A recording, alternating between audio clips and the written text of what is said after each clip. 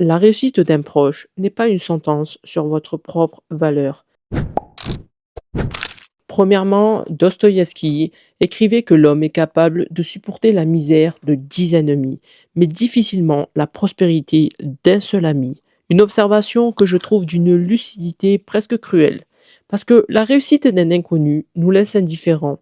Celle d'un rival nous stimule, mais celle d'un proche, quelqu'un qui partage notre quotidien, notre milieu, nos origines, provoque parfois quelque chose de plus trouble, de plus difficile à nommer, quelque chose de plus insidieux, une comparaison involontaire, comme un sentiment amer qu'on s'empresse d'ensevelir sous des félicitations sincères en apparence. Deuxièmement, est-ce que vous avez déjà souri en apprenant le succès d'un proche et senti simultanément une légère constriction quelque part en vous?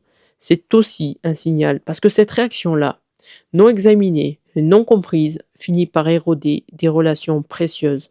Elle engendre la distance, là où il devrait y avoir de l'admiration, et elle transforme insidieusement un ami en référence douloureuse plutôt qu'en source d'inspiration.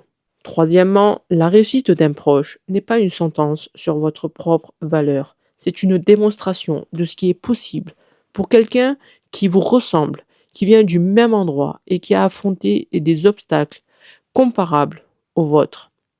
Vous avez le choix de la lire comme une menace ou comme une carte, comme un affront ou comme une preuve.